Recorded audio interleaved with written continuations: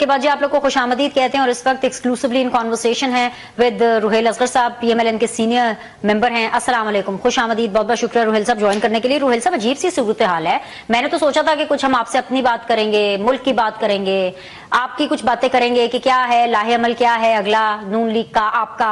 लेकिन सर मसला यह है कि माजी के अंदर भी पहले पीटीआई वालों ने आईएमएफ से मदद मांगी कि भाई वो जो ऑडिट होगा इलेक्शंस का तो फिर आपने मुआहदे की तरफ सोचना है या तब नया मुआहदा करना है। माजी के अंदर शौकत तरीन साहब की ऑडियो लीक्स होती रही हैं कि वो किस तरह से अपने वजीर खजाना को बोल रहे थे कि आप खत लिखिए आईएमएफ को ताकि नया कॉन्ट्रैक्ट पाकिस्तान को ना मिले। और आज की ताजा खबर यह है कि यूरोपीय यूनियन को जीएसपी प्लस स्टेटस पाकिस्तान से उस पर रोक लगाने के लिए, उससे निकालने के लिए, वो लेने के लिए स्टेटस ऑनलाइन पिटिशंस भरी जा रही है। ये पीटीआई इतनी मुल्क दुश्मन इकदामात कर रही है सर, और आप लोग बदले में कुछ भी नहीं कर सकते। अब आप लोग हुकूमत में हैं, सिर्फ आके इन्फॉर्म करेंगे कि कोई एक्शन भी लेंगे। बात ये मिनिश, ये मेरी एक बात ज़हन में रखो, आखिरकार वोट तो मिले ना। हाँ। कौन लोग हैं, कितने अजीम लोग हैं वो। अब मैं ये कहूं या आप ये कहें कि लोग इतने मासूम हैं या उनको इल्म नहीं है, तो मेरे ख्याल में ये मेरी और आपकी खाम ख्याली है। हम वो भी जन्नत में रहते हैं, हर किसी को एक एक चीज का इल्म है। इसके बावजूद अगर वोट दे तो इससे बड़ा अलमिया क्या हो सकता है। तो मेरा ख्याल में शायद हमें अपनी बिसात को लपेट लेना चाहिए। आपको भी ये रोज जो आप करते हो ना अक्ल दानिश की बातें, इसको अब छोड़ दो। मेरे ख्याल में अब इट्स हाइट ऑफ इट।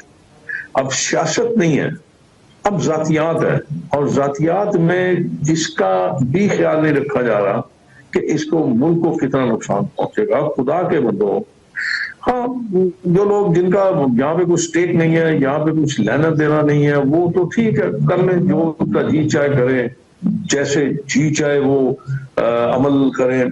लेकिन हम जैसे लोग अब कहाँ जाए हैं इस उम्र में। हमें तो कोई चपरासी की नौकरी नहीं देगा। अब यहाँ पे रहना, यहीं पे जीना, यहीं पे मरना है। आप भी ठीक कहती हो, मैं भी। शहबाज शरीफ साहब की उम्र आपके आसपास ही होगी और जरदारी साहब की भी शायद ज्यादा हो या कम हो, मुझे नहीं पता, लेकिन सेम एज ग्रुप ही होगा। फादर ही फिगर्स हैं एंड सारे, तो वो तो एक सदर भी बन गए, प्राइम मिनिस्टर भी बन गए। बल्कि आज सर मैं अता तारर साहब को सुन रही थी और अता तारर साहब ये कह रहे थे कि भाई लाडलों की तरह इमरान खान जो है वो सुकून से जेल काट रहे हैं।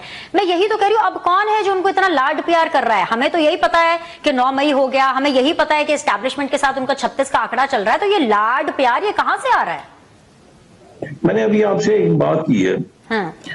कि लोग इतने मासूम नहीं है, लोग सब जानते हैं हुकूमत किसकी है, पंजाब में किसकी हुकूमत है, फेडरल में किसकी हुकूमत है, और फिर ऐसी बातें करना। अब मैं क्या कह सकता हूँ, मुझसे ज्यादा पढ़े लिखे हैं, बाहर से पढ़ के आए हुए हैं। पंजाब में मरीम नवाज की हुकूमत है, फेडरल के अंदर शहबाज शरीफ की हुकूमत है। तो मैं वही तो गुजारिश ही कर रहा हूँ ना। तो फिर ये बातें मेरे ख्याल में अगर मैं यहाँ बैठ के ये बातें करूँ तो कुछ जेब नहीं देती।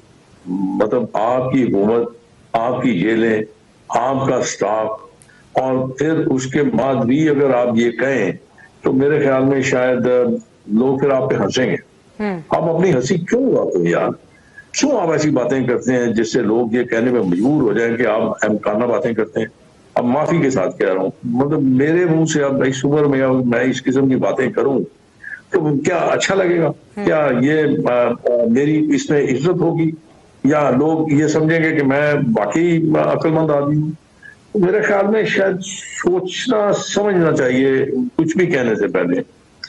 अभी तो कल की बात है, मैं सुन रहा था, बल्कि किसी ने मुझसे ये सवाल भी किया था तो कि मुलाकात में पाबंदी लगा दी। तो मैंने उससे कहा कि हाँ, जब मुलाकातों से हालात को खराब किया जा रहा हो, जब मुलाकातों का नाजायज फायदा उठा लिया जा रहा हो, तो फिर आपको जेल मैनुअल के तहत ही सारा काम करना। फिर तो आपने मतलब अभी थोड़े दिन पहले ये भी देखा होगा कि जो भी कैदी है, चाहे वो इमरान है, चाहे वो मोहम्मद दीन है, इन बातों का वक्त गुजर गया। अब जैसे आप पहले फरमा रही थी ना, मेरे ख्याल है अब लोगों को थोड़ा सा संजीदगी से सोचना होगा।